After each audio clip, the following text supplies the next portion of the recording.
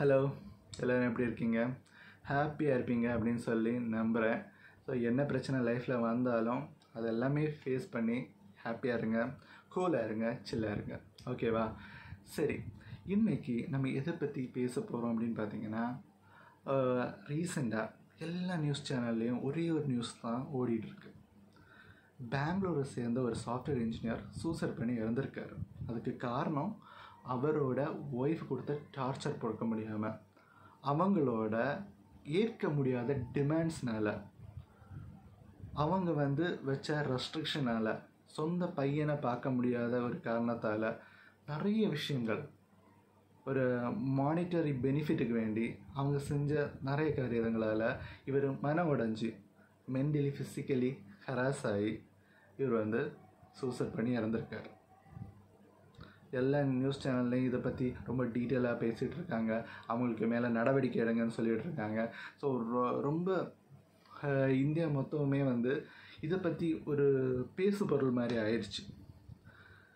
இப்போ இந்த ஒரு வீடியோவில் நான் அந்த கேஸை பற்றி ரொம்ப டீட்டெயிலாக பேச போகிறதில்ல. இந்த ஒரு பிரச்சனை எதனால வருது, இதுக்கு மெயினான ரீசன் என்ன, இதை எப்படி அவாய்டு பண்ணலாம், பேசிக்காக இது எல்லாத்துக்குமே என்ன காரணம், இதை பற்றி தான் நான் பேசலான்னு இருக்கேன். இப்போ யூஸ்வலாக நீங்கள் நிறைய பார்த்துருப்பீங்க. இப்போ டிவோர்ஸ்ன்னு சொன்னாலே அலிமோனி, மெயின்டெனன்ஸ், இது எல்லாமே அதில் டிவோர்ஸில் இன்க்ளூட் ஆகிற ஒரு விஷயந்தான்.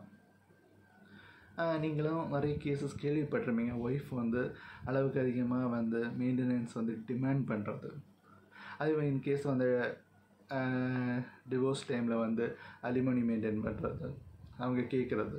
ஸோ ஒரு நார்மலாக ஒருத்தங்க ஒரு 40 to 50K மந்த்லி சேல்ரி வாங்குறாங்கன்னா, அவங்களோட சேல்ரியில் ஒரு மோர் தென் 0.5% இப்போ அவங்களுக்கு ஒரு குழந்தை இருந்ததுன்னா அவங்களுக்கு கொடுக்க வேண்டியது. ஸோ கண்டிப்பாக ஒரு ஹஸ்பண்ட் ஒரு ஒய்ஃபுக்கு ப்ரொவைட் பண்ணணும். அதே போல் ஒரு ஒய்ஃப் ஒரு ஹஸ்பண்டுக்கும் ப்ரொவைட் பண்ணணும். ஸோ இப்போ யார் எம்ப்ளாய்டு அப்படின்னு சொல்கிறது தான் மேட்ராக இருக்குது. ஆனால் எந்த இடத்துல நீங்கள் பார்த்தீங்கன்னாலும் ஒரு ஆண் அவன் ஒய்ஃப் செலவு கொடுக்கல அப்படின்னு சொல்லி கேஸு ஃபைல் பண்ணுறது கிடையாது. ஆனால் நம்ம ஒரு இந்தியன் சொசைட்டி எடுத்து பார்த்துட்டிங்கன்னா, பெரும்பாலான வீட்டில் ஆண்கள் தான் வேலைக்கு போகிறாங்க. பெண்கள் வேலைக்கு போகிற லெவல் இன்க்ரீஸ் ஆகிறதுக்கு ஒழிய எல்லா பெண்களும் வேலைக்கு போகலை. பெரும்பாலும் வீட்டில் ஹவுஸ் ஒய்ஃபாக இருக்காங்க. இல்லைன்னா அவங்க பிடிச்ச நிறைய விஷயங்களை அவங்க பண்ணிவிட்டு வீட்டில் வீடை கவனிச்சிட்ருக்காங்க. ஸோ அது ஒரு பெரிய டாஸ்க் அப்படின்னு சொல்லலாம். ஸோ ஒரு ஃபேமிலி ரன் ஆகணுன்னா சில காம்ப்ரமைசஸ் இருக்கணும். ஃபேமிலியில் பிரச்சனை இருக்கலாம் போகணுன்னா ஒருத்தர் சில விஷயங்களை விட்டு கொடுக்கணும். சரி, பணம்னு சொல்கிற ஒரு விஷயம் ரொம்ப எசென்ஷியலான விஷயம். இப்போ நம்ம என்ன தான் பேசிகிட்டு இருந்தாலும் அவங்க வீட்டில் இன்றைக்கி சாப்பாடு பொங்கணுன்னா காசு வேணும். ஆனால் எவ்வளோ காசு வேணும், நமக்கு எதுக்கு வேண்டி காசு வேணும், இந்த மாதிரி நிறைய கேள்விகள் நம்ம இடக்கிட கேட்போம். அப்படி தானே ஃபுல் நேம் நம்ம ஏதாவது ஒரு ஒர்க் பண்ணுற நேரத்தில், இல்லைன்னா நம்ம ஒரு சேலரிடு எம்ப்ளாயியாக இருக்கிற நேரத்தில் தோணும், என்னடா அது பேரனை யாருக்கும் வேண்டி வேலை பார்த்துட்ருக்கோம், நம்ம எல்லாத்தையும் இது பண்ணிவிட்டு நம்ம பிடிச்ச வாழ்க்கையை வாழலாம். எல்லாத்துக்குமே தடையாக இருக்கிற ஒரு விஷயம் என்னென்னா காசு தான். அப்படி தானே? காசுக்கு மேலே எல்லாருக்குமே அளவு கடந்த பாசமும் அன்பும் எல்லாம் இருக்குது. ஆனால் நம்மளோட ஃபேமிலியோட இந்த காசு பெருசாக இருக்கான்னு பார்த்தீங்கன்னா, இந்த ஒரு சொசைட்டியில் அதை பெருசாக ஆக்கிட்டாங்கன்னு சொல்லலாம். கண்டிப்பாக நம்ம யாருமே காசை வச்சுட்டு சந்தோஷமாக இருக்க முடியாது. உங்கள் கையில் 2 லட்சம் ரூபா இருக்குது, 3 லட்சம் ரூபா இருக்குது, அதை பார்த்து உங்களால் சிரிக்க முடியாது. எப்போ அதை ஸ்பெண்ட் பண்ணுறீங்களோ அப்போ தான் உங்களுக்கு அந்த ஒரு சந்தோஷம் கிடைக்கும் அப்படின்னு சொல்லலாம். நீங்கள் உங்களுக்கு பிடிச்சவங்களுக்கு ஒரு பொருளை வாங்கி கொடுக்குற நேரத்தில் அவங்க மனசில், அவங்க கண்ணில் வர ஒரு சந்தோஷத்தில் தான் அந்த காசோட மதிப்பே இருக்குது. ஸோ இப்போ நான் இது எல்லாமே எதுக்கு சொல்கிறேன் அப்படின்னா, காசு முக்கியமான ஒரு எலிமெண்ட். நம்ம வாழணும்னா இந்த உலகத்தில் காசு இல்லாமல் வாழ முடியுமான்னு கேட்டால் முடியுங்க. ஆனால் நீங்கள் எல்லா லக்ஸரியும் விடணும். ஒரு சஸ்டெயினபிள் லிவிங்கை உங்களால் வாழ முடியும். ஏதாவது கிராமத்தில் போய் விவசாயம் பண்ணி வாழலாம். இவந்தோ அதுக்கு கூட காசு தேவை இருக்குது. ஆனால் இந்த ஒரு காசு மட்டும்தான் லைஃப் அப்படின்னு சொல்லிட்டு பல டைமில் நமக்கு லைஃப்பில் சுச்சுவேஷன் வந்து அதை வந்து ரிமைண்ட் பண்ண தொடங்கும். ஆனால் இதுக்கு எல்லாமே பேசிக்கான காரணம் என்னென்னா, ரிலேஷன்ஷிப்போட வேல்யூ வந்து பலருமே புரிஞ்சுக்கொள்ளாமல் போகிறதுனால. ஏன்னா நம்ம எல்லாருமே வந்து காசு சம்பாதிக்க தொடங்கினது எதுக்கு வேண்டி? ஃபேமிலியோடு நல்லா இருக்கிறதுக்கு வேண்டி. யாருமே அவங்க நிறைய பேர் சொல்லுவாங்க, நான் காசை வச்சுட்டு நான் எக்கச்சக்கமாக செலவு பண்ணுவேன், என்ன வேணால் பண்ணுவேன் அப்படின்னு. ஆனால் அது ஒரு லிமிட்டு தான். அந்த லிமிட்டுக்கு மேலே யாராலேயுமே அவங்களுக்காக செலவு பண்ண முடியாது. அவங்க வேறு யாருக்காவது கொடுக்குற டைமில் தான் அவங்களுக்கு அதில் வந்து ஒரு சந்தோஷம் கிடைக்கும். இல்லைன்னா அவங்க ஒரு ஃபேமிலியை பில்ட் பண்ணிவிட்டு அது வந்து ரொம்ப நாள் வந்து சக்ஸஸ்ஃபுல்லாக போகிற டைமில் தான் அந்த காசுக்குள்ள சந்தோஷம் அவங்களுக்கு கிடைக்கும். ஒரு காசை வச்சு ஒரு பையனுக்கு ஒரு MBBS சீட் வாங்கி கொடுக்குறாங்கன்னா அந்த காசுக்கு உள்ள மதிப்பு அந்த டைமில் தான் தெரியும். அந்த பையனோட முகத்தில் இருக்கிற சந்தோஷத்தில் அவங்க அப்பா அம்மாவுக்கு அந்த ஒரு விஷயம் தெரிய போகுது. ஸோ மணியோட ஒரு க்ரைட்டீரியா இல்லைன்னா மணியோட எது அப்படின்னா ஒரு என்ன சொல்ல, ஒரு கேட்டலிஸ்ட் மாதிரி. அது இருந்தால் நல்லா இருக்கும். ஆனால் அது மட்டுமே லைஃபா அப்படின்னு பார்த்தீங்கன்னா இல்லை. இப்போ இந்த ஒரு சுச்சுவேஷனில் இப்போ ஒருத்தரோட வந்து சூசைட் பண்ணியிருக்காருன்னா அவரோட சுச்சுவேஷன் எடுத்திங்கன்னா அவங்க ஒய்ஃபுக்கு அவங்க இடையில வந்து எந்த பாண்டுமே இல்லை, எந்த உறவுமே இல்லை. அவங்க மனசில் பணம் மட்டும்தான் ஒரு மெயினான ஒரு இதாக இருக்குது. இது எங்கே இருந்து தொடங்கும் தெரியுமா? பெரும்பாலும் இந்த அரேஞ்சு மேரேஜஸ்ன்னு சொல்லி நம்ம வந்து ரொம்ப பெருசாக நல்லது அப்படின்னு சொல்லிட்டு யோசிச்சுட்டு இருக்கிற ஒரு விஷயத்தினால தான். அரேஞ்சு மேரேஜஸை பொறுத்தவரையில் நீங்கள் எடுத்து பார்த்தீங்கன்னா பெரும்பாலான அரேஞ்சு மேரேஜஸை ஃபெயிலியரில் தான் முடிகிறது. இப்போ நீங்கள் பார்க்கலாம். ஏன் அரேஞ்ச் மேரேஜ் மட்டுமா ஃபெயிலியரில் முடியுது? லவ் மேரேஜஸ் கூட தான் ஃபெயிலியரில் முடியுது. லவ் மேரேஜஸ் பண்ண எத்தனை பேர் டைவர்ஸ் பண்ணிகிட்டு இருக்காங்க. அதனால் அது தப்பு இல்லையா அப்படின்னு கேட்டிங்கன்னா, இப்போ முன்னாடி நீங்கள் அரேஞ்சு மேரேஜஸ்லேயும் ஹாப்பியாக வாழ்கிற நிறைய பேரை பார்த்துருப்பீங்க. ஆனால் நீங்கள் முன்னாடி வாழ்ந்தவங்கள்ட்ட இல்லைன்னா ஒரு 50 வருஷத்துக்கு முன்னாடி கல்யாணம் பண்ணவங்கள்ட்ட நீங்கள் கேட்டு பார்த்தீங்கன்னா, நீங்கள் எதனால் இவரை வந்து சூஸ் பண்ணீங்க, இல்லைன்னா எதனால் அவங்கள வந்து சூஸ் பண்ணீங்க, உங்கள் ஃபேமிலி எதுக்கு வந்து இந்த ஒருத்தரை வந்து உங்களோட கணவராகவோ மனைவியாகவோ சூஸ் பண்ணாங்க அப்படின்னு சொல்லிட்டு நீங்கள் உங்களோட கிராண்ட்மாயிட்ட ஏதாவது கேட்டு பார்த்தீங்கன்னா அவங்களுக்கு ஒரு ஆன்சர் இருக்கும். 2 பேருமே லைஃப்பில் வந்து ரொம்ப செட்டில்டாக இருக்க மாட்டாங்க. 2 பேருமே ரொம்ப வெல் செட்டில்டாக இருக்க மாட்டாங்க. ஏதோ படிச்சிருப்பாங்க, மேபி ஒரு சின்ன ஒரு வேலையில் இருப்பாங்க. ஆனால் ரொம்ப அளவுக்கு அதிகமான சேலரியோ 2 பேருக்கும் இருக்காது. பெரும்பாலும் நான் சொல்கிறது சில கேசஸ் இருக்குது. ரொம்ப வெல் செட்டில்டு ஆகி தான் கல்யாணம் பண்ணணும் அந்த மாதிரி ஒரு க்ரைட்டீரியா வந்து இந்த ஒரு சூழ்நிலை நீங்கள் பார்த்தா தெரியும். இப்போ நீங்கள் பார்த்தீங்கன்னா ஒரு அரேஞ்ச் மேரேஜில் ஒரு பொண்ணு வீட்டில் உள்ளவங்க வந்து கொடுக்குற டிமாண்ட் எல்லாம் பார்த்தீங்கன்னா பெரும்பாலும் பையன் வந்து இந்த கார் வச்சுருக்கணும், அவன் வந்து ஒரு 2 lakhs 2.5 lakhs வந்து மினிமம் சேலரி வாங்கணும், இவ்வளோ ப்ராப்பர்ட்டி இருக்கணும், அந்த மாதிரி டிமாண்டு. அதே மாதிரி பையன் சைடில் பார்த்தீங்கன்னா பெரிய அளவில் பையன் சைடில் வந்து இந்த எஜுகேஷனுக்கு டிமாண்டெல்லாம் இருக்கிறது வந்து இருக்குது, இல்லைன்னு சொல்லலை. ஆனாலும் அந்த டவுரி, ப்ராப்பர்ட்டி, அந்த கொடுக்குற நகை, இதிலெல்லாம் டிமாண்ட் இன்னுமே இருந்துட்டு தான் இருக்குது. ஸோ இதை நீங்கள் பேசிக்காக பார்த்தீங்கன்னா ஒரு 2 டிரான்சாக்ஷன் தான் நடக்குது. ஒரு பேங்க்கில் வந்து நீங்கள் ஒருத்தர் லோன் கொடுக்குறீங்க, டெபாசிட் எடுக்கிறீங்க, அந்த மாதிரி 2 சைட்லேயும் ஒரு டிரான்சாக்ஷன் மட்டும்தான் நடக்குது. அவங்க எதோ கொடுக்குறாங்க, இவங்க வாங்குறாங்க. அவங்க இடையில ஒரு பேங்க்குக்கும் கஸ்டமருக்கும் உள்ள ஒரு ரிலேஷன்ஷிப் மட்டும்தான் இருக்குது. ஏன்னா யோசிச்சு பாருங்க. இப்போ முன்னாடி இப்போ ஒரு பொண்ணு வந்து ஒருத்தவங்க வந்து எல்லாம் செட்டில்டான ஒரு லைஃப்பில் வந்து ரொம்பவே செட்டில்டான ஒரு நல்ல ஜாபில் இருக்கான், நல்ல ஏர்ன் பண்ணுறான், நல்ல வீடு இருக்குது, வசதி இருக்குது, ஒரு 2-3 தலைமுறைக்கு ஒரு ப்ராப்ளமும் இல்லை அப்படின்னு உள்ள ஒரு காரணத்துக்காக மட்டும். ஏன்னா அரேஞ்ச் மேரேஜில் யாருமே வந்து பெருசாக வந்து அவங்கள பற்றி தெரிஞ்சுக்கிறதோ அவங்கள ஆசைகளை வச்சு புரிஞ்சுருக்கோ போகிறது கிடையாது. பேசிக்காக அவங்க என்ன பார்ப்பாங்க, நல்ல வேலை இருக்கா, வீடு வசதி இருக்கா, இந்த மாதிரிப்பட்ட விஷயங்களை மட்டும் பார்த்து கல்யாணம் பண்ணி கொடுக்குறாங்க. பேசிக்காக இந்த மேரேஜஸ் வந்து ஒர்க் ஆகாதான்னு கேட்டால் சில டைமில் ஒர்க் ஆகலாம், ஆனால் பெரும்பாலும் இது ஒர்க் ஆகிறதுக்கு வாய்ப்பு இல்லை. இப்போ நடக்கிற எல்லா மேரேஜஸும் கிட்டத்தட்ட பார்த்திங்கன்னா இந்த அரேஞ்ச் மேரேஜஸ் முக்கால்வாசியும் இந்த மாதிரி தான் நடக்குது. இப்போ எந்த சுச்சுவேஷனில் இப்போ என்னோடய ஒப்பீனியன் நான் சொல்ல வந்தேன்னா, 2 பேருமே வந்து க்ரோ ஆகிற ஒரு ஃபேஸில் வந்து கல்யாணம் பண்ணுங்க. நீங்கள் ரொம்ப செட்டில் ஆகிருக்கீங்க, அந்த பொண்ணு வந்து எஜுகேஷன் லெவலில் ஒன்றுமே கிடையாது, அந்த ஒரு சூழ்நிலையில் கல்யாணம் பண்ணாதீங்க. அவங்களும் 2 பேருக்கும் கரியர்னு சொல்லி ஒரு விஷயம் வேணும். இல்லைன்னா 2 பேரும் இப்போ கரியர் இல்லைன்னா கூட, இப்போ ஒரு ஹவுஸ் ஒய்ஃபாக இருந்தால் கூட, they have to find some interest to live on. லைஃப்பில் ஏதாவது ஒரு விஷயத்துக்கு மேலே இன்ட்ரெஸ்ட் இருக்கணும், ஏதாவது ஒரு ஸ்கில் இருக்கணும், இல்லைன்னா ஏதாவது செய்யணும் அப்படின்னு சொல்லி ஒரு இது இருக்கணும். ஏன்னா உங்கள் லைஃப்பில் வந்து ஒரே வீட்டில் நீங்கள் அந்த வீட்டு வேலை மட்டும் செஞ்சுட்டு உங்களால் வாழ முடியாது. நீங்கள் பார்ப்பீங்க, சில்லாக இருப்பீங்க, டிவி பார்ப்பீங்க, மேபி ஆனால் வீட்டு வேலை செஞ்சிடும், அடுத்து குழந்த வரும், அந்த குழந்தைய பார்க்கணும். மேபி இந்த லைஃபு கூட உங்களுக்கு சில டைமில் வந்து ஓகே எனஃப், நான் இது பண்ணுறது ஓகேயாக இருக்குது, but still you need to follow your interest. ஏன்னா உங்களுக்கு வந்து உங்களை பற்றி ஒருத்தான ஒரு ஃபீல் வரணும், இல்லை உங்களுக்கு வந்து சில விஷயங்களை நீங்கள் பண்ண முடியும் அப்படின்னு உங்களுக்கு தோணுன்னா, you need to develop certain kind of interest. அதனால எப்போவுமே நீங்கள் படித்து தான் இதாகணும், இல்லை வேலை பார்க்கணும் அப்படின்னு உள்ளதில்லை. நீங்கள் வந்து ஏதாவது ஒரு இன்ட்ரெஸ்ட்டை வந்து நீங்கள் வச்சுருக்கணும்.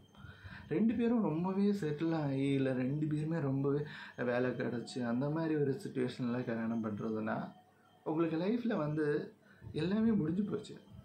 நீங்கள் ஸ்ட்ரகிள்னு சொல்லி ஒரு விஷயத்தை நீங்கள் பார்க்க போகிறது இல்லை. சேர்ந்து உங்களால் ஒரு ஸ்ட்ரகிளை ஃபேஸ் பண்ண முடியலைன்னா, அதுக்குள்ள ஒரு சூழ்நிலை உங்கள் லைஃப்பில் இல்லைன்னா, யூ காண்ட். நீங்கள் யோசிச்சு பாருங்கள்,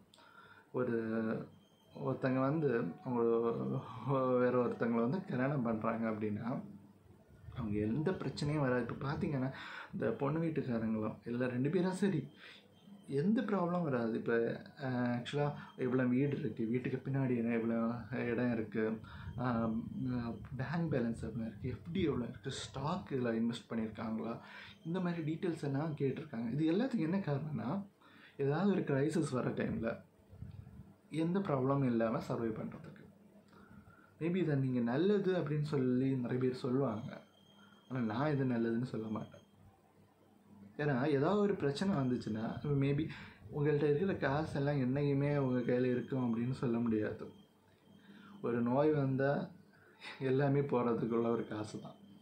அது மட்டும் இல்லாமல் நீங்கள் நினைக்கிற மாதிரி லைஃப் எப்போவுமே ஒரே பொசிஷனில் போயிட்டுருக்காது. நீங்கள் வந்து மேலே போகிற நேரத்தில் சில நேரம் உங்களுக்கு பெரிய அது பேர்னு ஒரு அடி அடித்து நீங்கள் கீழே தான் போகணும் அப்படின்னு சொல்லிவிட்டா உங்களுக்கு ஒன்றுமே பண்ண முடியாது. அதுதான் நான் சொல்கிறேன், லைஃப்பில் எதுவுமே நிரந்தரம் கிடையாது, எப்படி வேணாலும் இருக்கும். அப்போ ஒரு பொண்ணு வீட்டுக்காரங்க வந்து ஒரு மாப்பிள்ளை வீட்டுக்காரங்கள்ட்ட இவங்ககிட்ட இதெல்லாம் இருக்குது, அதனால் இந்த கல்யாணம் வந்து ஓகே அப்படின்னு சொல்கிறாங்கன்னா அதை பற்றி நீங்கள் என்ன நினைப்பீங்க? ஒரு வேலை ஏதோ ரொம்ப பிரச்சனை ஆகுது, ஏதோ மேபி அந்த பையனுக்கு வந்து ஏதாவது ஆக்சிடெண்ட் ஆகுது, இல்லைன்னா அது அவனுக்கு வந்து வேலை போகுது, இல்லைன்னா வேறு பிரச்சனை வரும், இல்லை அந்த பொண்ணுக்கு ஏதாவது ஆகுது, வாட் எவர் என்ன பிரச்சனை வேணால் ஆகுது. இந்த பிரச்சனை எல்லாம் வர டைமில் இவங்க என்ன ரெமெடி வந்து இவங்க கொடுப்பாங்க? ஸோ அவனை விட்டுட்டு வேறு எவனையா கல்யாணம் பண்ணு அப்படின்னு சொல்ல முடியுமா? அப்போ உங்கள் இடையில வந்து இருக்கிறது வந்து ஏதோ ஒரு கான்ட்ராக்டு. இப்போ ஒரு இதுக்கும் எல்லாம் டெண்டர் கொடுக்குறீங்க, அந்த டெண்டரோட டேட்டு முடிஞ்ச உடனே நீங்கள் வந்து அது பேர்ன அந்த இது மாற்றி கொடுக்குறது மாதிரி இருக்கா? ஏன்னா லைஃப்பில் ஒரு பிரச்சனை வர நேரத்தில் அவங்கள வந்து சேர்த்து கோல் பண்ணணும். அதில் தான் லவ்னு சொல்லி ஒரு விஷயம் இருக்குது. நீங்கள் லவ்னு சொல்லணும், உங்களுக்கு பிடிச்ச விஷயங்களை வந்து கொடுக்குறதில்ல லவ். அது வந்து ஒரு என்ன சொல்கிறது, அப்ரிஷியேஷன், இல்லைன்னா அது ஒரு சிம்பிள், அது வந்து காட்டுறது உங்களுக்கு வந்து அவங்க மேலே ஏதோ ஒரு அஃபெக்ஷன் இருக்குதுன்னு சொல்கிற ஒரு காட்டின ஒரு சிம்பிள் தான். ஏதாவது நீங்கள் ஒரு பொருள் வாங்கி கொடுக்குறது, அவங்கள்ட்ட நல்லா பேசுகிறது, நீங்கள் சேர்ந்து ட்ராவல் பண்ணுறது, இது எல்லாமே. ஆனால் உண்மையான லவ் எங்கே இருக்குது அப்படின்னு பார்த்தீங்கன்னா, உங்களுக்கு ஏதாவது ஒரு பிரச்சனை வரும், கண்டிப்பாக இந்த பிரச்சனையை என்னால் சிங்கிளாக இருந்து என்னால் தனியாக இருந்து சால்வ் பண்ண முடியாதுன்னு தோன்ற ஒரு பிரச்சனை இல்லை, அவங்க கூட ஒருத்தவங்க இருப்பாங்க. அப்படி இருந்தாங்கன்னா அதுதான் லவ். இப்போ ஒரு 2 பேருமே ரொம்பவே செட்டில்டான ஃபேமிலி, 2 பேருமே ரொம்பவே சேலரியில் ஒரு ப்ராப்ளமே இல்லை, அவங்களுக்கு வரல, எல்லா பிரச்சனையும் அவங்க சார்ட் அவுட் பண்ணியாச்சு, லைஃப் வந்து ரொம்ப சில்லாக இருக்குது, ஹாப்பியாக இருக்குது. அவங்க எந்த ஸ்ட்ரகிள்லேயும் வந்து அவங்க ஒருத்தருக்கு ஒருத்தர் சப்போர்ட்டுக்கு இருக்கிறதுக்குள்ள தேவையே அவங்களுக்கு வரல. இப்படிப்பட்ட ஒரு சூழ்நிலையில் எப்படி வந்து அவங்களுக்கு வந்து ஒரு லவ்னு சொல்கிற விஷயம் வரும்? இப்போ நீங்கள் வந்து சில வெஸ்டர்ன் கண்ட்ரிஸ் எல்லாம் எடுத்துட்டிங்கன்னா அவங்க இதெல்லாம் ரொம்ப காமன். ஸோ மேபி ஒருத்தங்களுக்கு வந்து ஏதாவது க்ரைசிஸ் வந்துன்னா தே வில் அபேண்டன் தம். எல்லா கேஸஸ்லையும் சொல்லலை, சில கண்ட்ரீஸில் வந்து அவங்க அது வந்து ஒரு பேசிக்கான ஒரு விஷயமாக கூட நிறைய கண்ட்ரீஸில் மாறி இருக்குது. கண்ட்ரீஸில் அந்த பீப்புள் வந்து பர்டிகுலராக சொல்ல வரல, சிலவங்க வந்து இருக்காங்க. ஆனால் பெரும்பாலும் பார்த்திங்கன்னா ஸோ அந்த மாதிரி ஒரு நம்ம இந்தியாவில் வந்து அந்த மாதிரிப்பட்ட ஒரு சிஸ்டம் கிடையாது. அவன் வந்து முன்னாடி சொல்லுவான் என்னென்னா அது கல்யாண புருஷன் அந்த மாதிரிலாம் சொல்லுவாங்க, அப்படி தானே. ஸோ வாட் எவர் என்ன பிரச்சனை லைஃப்பில் வந்து கல்யாணம் கணவன் இந்த மாதிரி. ஸோ அந்த மாதிரி பார்த்திங்கன்னா என்ன பிரச்சனை வந்தாலும் நீங்கள் வந்து உங்களால் ஃபேஸ் பண்ண முடியும், இல்லை நீங்கள் சேர்ந்துருக்க முடியும் அப்படின்னு சொல்லி ஒரு நம்பிக்கை நீங்களும் அவங்களும் உங்களுக்கு மாறி மாறி கொடுக்கறது தான் லைஃப் வந்து ப்ளூம் ஆகுது. இல்லாத டைமில் நீங்கள் வந்து 2 பேரும் வந்து ஒரு நாடகம் நடிச்சிட்ருக்கீங்க, அவ்வளோதான் எப்போவுமே. ஸோ அதனால பேசிக்காக என்னென்னா இந்த அரேஞ்ச்டு மேரேஜஸை நான் தப்பு இதெல்லாம் பண்ணாதீங்க அப்படின்னு இல்லை, உங்களோட எக்ஸ்பெக்டேஷனை கம்மி பண்ணுங்கள். நீங்கள் வந்து ஒரு க்ரோ பண்ணிகிட்டு இருக்கிற ஒரு ஃபேஸில் இருக்கலாம், ஆனால் இருந்தாலும் பரவாயில்ல, மேபி அவங்கள புரிஞ்சுக்கிட்டு கல்யாணம் பண்ணுங்கள். அதே மாதிரி யாராவது லவ் பண்ணி கல்யாணம் பண்ணியிருந்தீங்கன்னா வீட்டில் வந்து சப்போர்ட் பண்ணுங்கள்.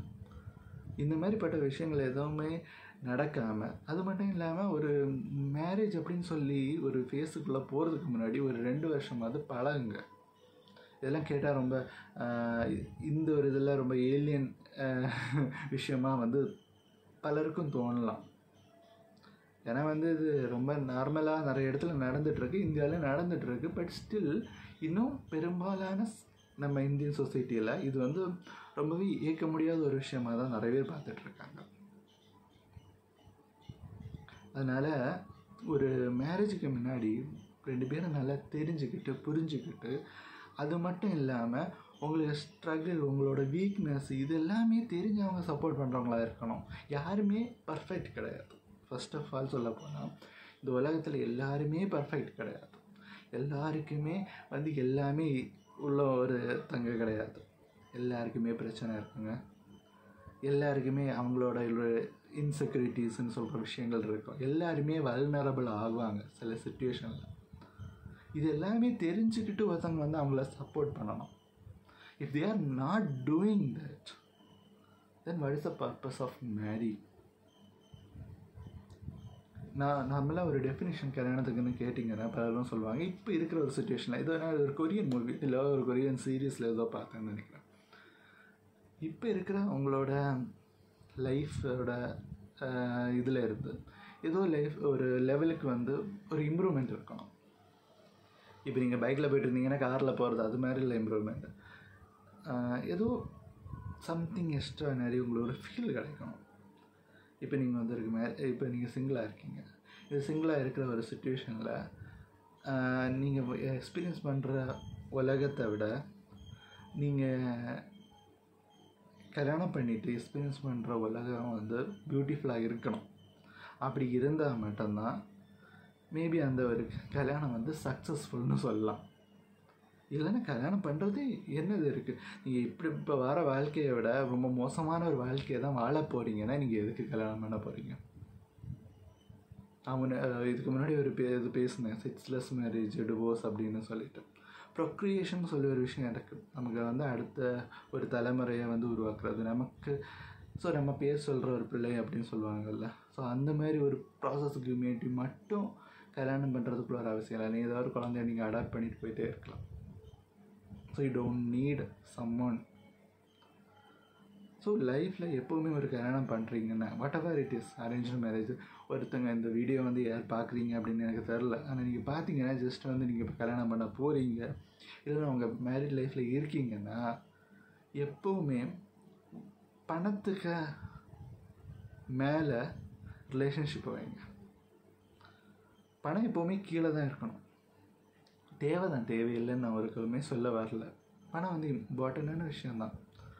ஆனால் எப்போவுமே ஒரு ரிலேஷன்ஷிப்புக்கு அளக்கிறதுக்கு பணத்தால் அளக்க முடியாது.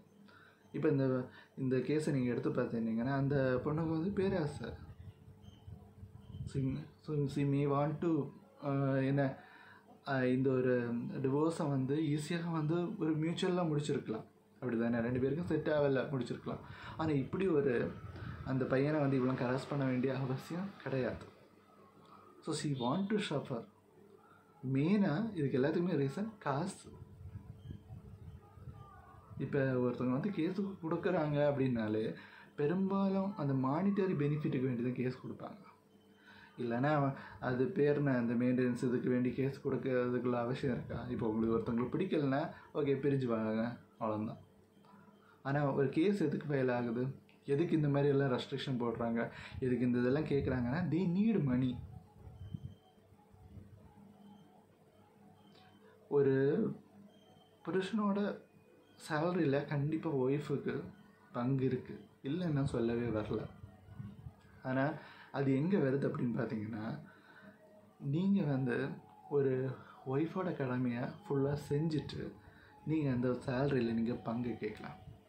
If you are not doing the duty of a wife, நீங்கள் வந்து எப்படி அந்த சேலரி அவங்களோட சேலரிலையோ சொத்துலேயோ பங்கு உங்களால் கேட்குறதுக்கு எப்படி முடியுது? ஏன்னா அருகதைப்பட்டவங்களுக்கு தான், டிசர்வ்டு பீப்புள் தான் டிசர்வ்டு பணமோ அவங்களுக்கு டிசர்வ்டான ஃபேமோ கிடைக்கணும். அருகதைப்படாதவங்களுக்கு எது கொடுக்கப்படுதோ அதெல்லாம் நிலைக்காது. நமக்கு யாருக்குமே வந்து இப்போ நம்ம எதாவது கொடுத்தோன்னா நம்ம யோசிப்போம், நமக்கு பிடிச்சவங்களுக்கு தான் கொடுக்குறாங்க, நம்ம பிடிக்காதவங்களுக்கு நம்ம இப்போ எதாவது கொடுத்தோன்னா கொடுக்க மாட்டோம் ஃபர்ஸ்ட் ஆஃப் ஆல், அப்படி தானே.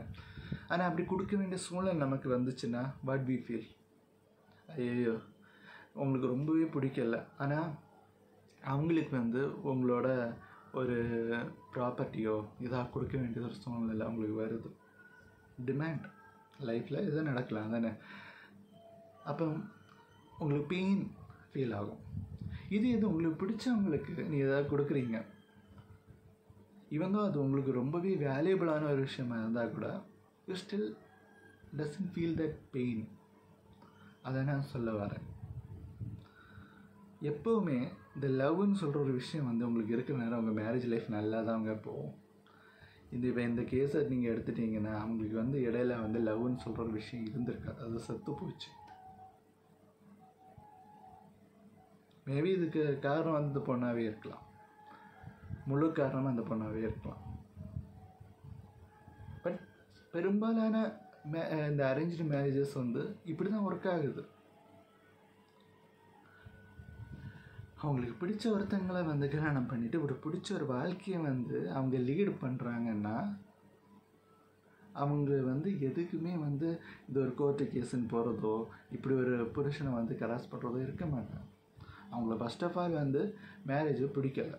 ஸோ ஷி வாண்ட்ஸ் டு அந்த பையனை வந்து எப்படியாவது டிவோர்ஸ் பண்ணிக்கணும். ஆனால் டிவோர்ஸ் பண்ணுறது மட்டும் இல்லை, ஆனால் இப்போ அவளுக்கு பிடிக்கலையா இல்லை அவங்களுக்கு செட் ஆகலையா, அந்த பொண்ணு என்ன பண்ணியிருக்கலாம்னா டிவோர்ஸ் பண்ணிவிட்டு போயிட்டே இருந்திருக்கலாம், ஒரு மியூச்சுவல் பெட்டிஷன் கொடுத்துட்டு முடிச்சிருக்கலாம், யாருக்குமே ப்ராப்ளம் கிடையாது, அப்படி தானே. But she demanded money from you. So இது வந்து ரொம்பவே ஒரு மிகப்பெரிய ஒரு ஹராஸ்மெண்ட்.